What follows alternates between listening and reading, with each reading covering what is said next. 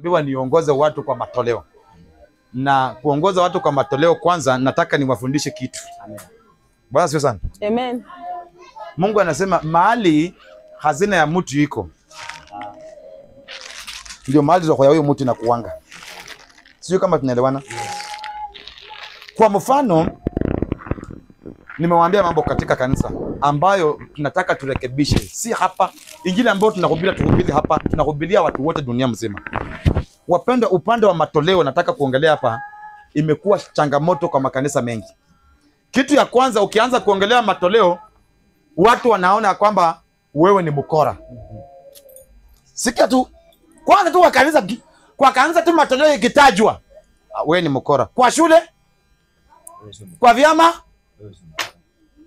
umaisikia matoleo ikitajwa. Kwanza ikitajwa kwa vyama, kila mtu anafurahi, anajua ikifika wakati wangu nitatolewa zaidi.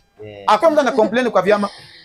Kwa shule ikitajwa, unajua inahitajika, na usipoleta mtoto mtakaa naye kwa nyumba. Unaona vile watu wanaelewa hivyo? Kwa kazi ukienda, masaa ifika kama hujalipwa, unaanza sasa hapa mahali kutaendaje? Bwana sifa sana. Unangoja matoleo yake. Ile kitu amefanyia nini? Alafu hiyo matoleo unangoja ile mshahara unapata hiyo. Umesema kwamba mwenye amekupatia nguvu ya kufanya hiyo kazi ni nani? Ni Mungu. Sasa wakati unakuja kwa nyumba yake kama hiki, wapendwa, tuliambiwa kitu lakini hatukuelewa, atitoweni bure, mlipewa bure.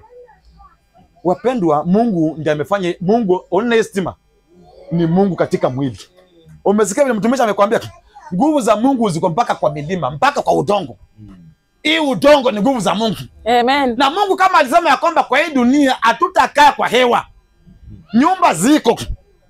Na hizo nyumba zinafaa kulipwa. Alitengeneza pesa. Ama ni uongo? Ni kweli. Huyo ni Mungu mwenyewe. Akasema hizi nyumba mtakuwa mnalipa kupitia kwa hizi. Sasa usifika hapo ukaona hii nyumba, ukaanza kuona kwamba hii nyumba ni tofauti na zile zingine. Hii haitumii pesa. Hii tunaomba tu kwa lugha na kujaza Roho Mtakatifu na kusema imeisha na landlord amesahau. Hiyo ni ukora. Unajua kanisa ikifika mahali ambapo ati mambo ya pesa itakuwa katika njia tuombe tu, alafu hata wengine wanasikia mtu anaomba ati tuombe, landlord asahau kuitisha rent. Mtu alijenga nyumba yake, hapo ndiye anapata chakula yake, ati pia mtu anakuambia tuombe asahau mambo ya rent. Inawezekana kweli? Wewe umayoomba mtu kama umefanyia mtu mshahara akose kukulipa? Umayoomba hivyo? Unaona vile tunafanya ukora katika Injili. Hadi ikifika kwa mambo ya Injili tunafaa kubadilika. Kila mtu anabadilika, anaanza kuona hii mambo yote ni ya roho. Kuna mambo ya roho na kuna mambo ya mwili. Na hiyo mambo ya mwili ni Mungu anataka yatendeke hivyo. So mpendo, nataka wakati unasikia mambo ya matoleo kwa kanisa, wacha kuchemuka. Na hii ndio vitu ambavyo vinafanya Ng'ang'a anachemuka zaidi. Na ukiangalia kweli kwa nini Ng'ang'a anachemuka? Kweli unapata mtu mzima ameenda amechukua simu ya 15,000 hiyo wiki. Anapofika siku ya matoleo, huyo mtu ndiye anatembea na 70. Unajua 70 na 15,000 have match. Wapenda, ni ukweli. Tusijidanganye. Mtu wa 70 ni huyo mtu alipata kwa 200 ama hata 50, si ndio? Sasa wewe mtu ulichukuaje 15,000 ununue simu, alafu Sunday unatembea na 50. Na unakuja kama umeikunja, unatupa pale na kuenda. Haufurahi kwa sababu gani? Wanapokuambia kwamba hii kanisa inafaa kulipwa, usifikiri ni mchezo. Vile tunajua nyumba zetu zinafaa kulipwa, kila kitu kwa shule tunafaa kulipa, biashara yetu inafaa tulipe mpaka licenses kwa nyumba ya Mungu. Wapendwa, tuache mambo ya kusumbua watumishi. Tumefanya watumishi wakisimama tu kwa kanisa kwanza kimatoleo, nasikia watu wanaondoka, pesa zimeanza. Wacha mimi niende. Kwa nini hujaje kutoka kwa nyumba yako? Kwa nini hujaje kutoka kwa nyumba yako wewe? Hapa hivi pesa ikitajwa unatoka unaenda kwa kanisa nyingine. Hiyo kanisa nienda wanalipa nini? Hiyo kanisa hata kama hawalipi, walinunua hapo mahali hata milioni ya pesa. Walitumia nini? Pesa. Wapende, imekuwa mahali ambapo sadaka zikitajwa kwa kanisa watu wanachemuka. Hiyo ni area mtakosana na watu. Lakini watajieko vitu vya kuwafaidi. Vile nimewaambia mikutano, tuchange hivi, tufanye hivi. Unaona vile watu watachangamuka. Yes. Mpende, tunafaa tufike mahali vile kwa nyumba yako hauambiengi mwezi imeisha. Chakula imeisha hapa. Unang'ang'ana, unaangalia, unaamka asubuhi una chumvi hakuna. Unaanza kutafuta vile utapatikana. Ukikuja hapa kwa kanisa pia Kuna vitu Mungu ataongelesha kanisa tufanye kwa jumla, na kuna vile Mungu atakuongelesha wewe peke yako. Wewe enda fanya, leta. Tuzua watu wakungoja kwamba kila kitu sasa hizi betu za microphone zimeisha, mtumisha nasimama. Betu za 500 na kweli jana umekula nyama ya 700. Wapendwa, tafadhali tuheshimu Mungu na vile vitu ametupatia. Hiyo pesa tumeenda kwa mjengo, tumetoka huko, hata wengine tungeuawa. Vitu vingetoka juu vituwe. Lakini unapofika mahali hapa unaingiza mchezo.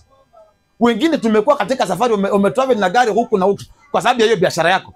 Ukifika hapa siku ya Sunday hata ungekufia. Kuna wengine hata walikufa na gari watu 10.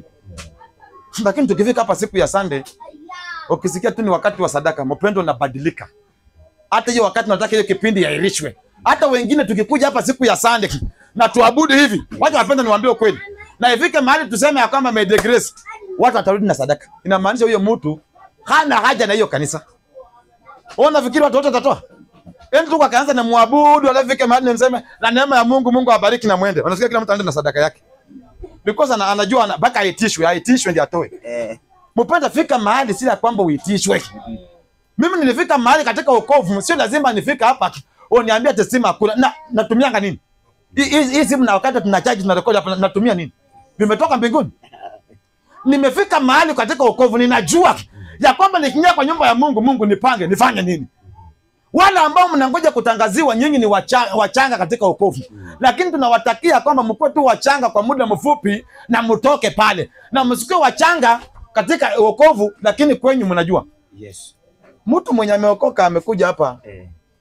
Ati tunamwambia kulipa rent, tusimwambie sasa ni mchanga na kwake analipa. Huyo mtu tunamsaidia kweli?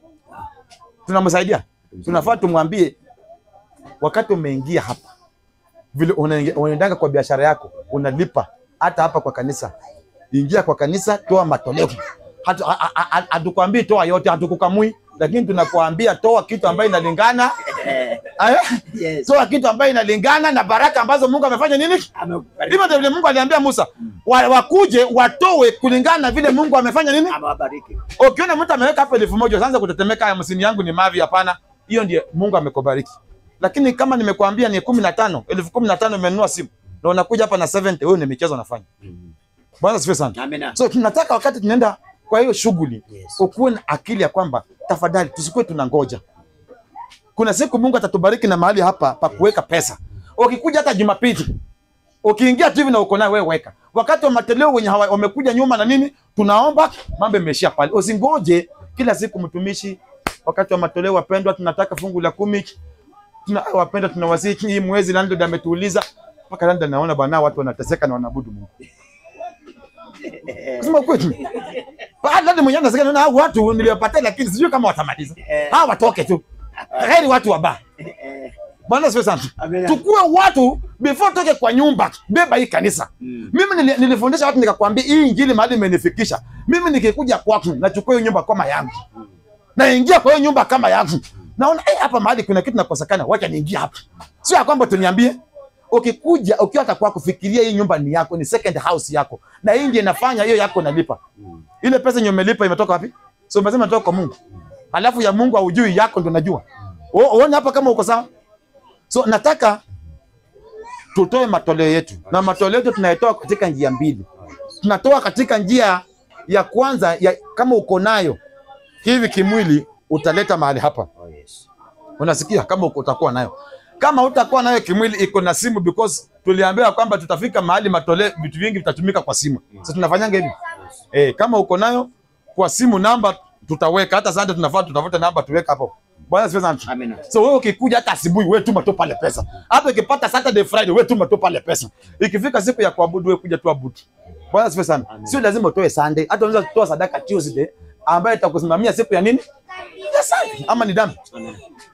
Bwana asifiwe sana. So tunataka wenye mko na cash tutakuja tuweka hapa, lakini ngoja kwanza. Bwana asifiwe sana. Amen. Wenye hawana cash, Celine utapeana namba ili tufanye hiyo kitu kwa umoja.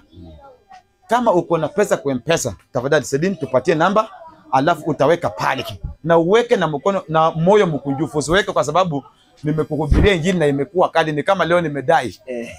Sijadai, nimekuambia tu ukweli vile unafanyanga kwako, fanya zaidi hapa. Bwana asifiwe. Sawa. Wacha Celine tupatie namba.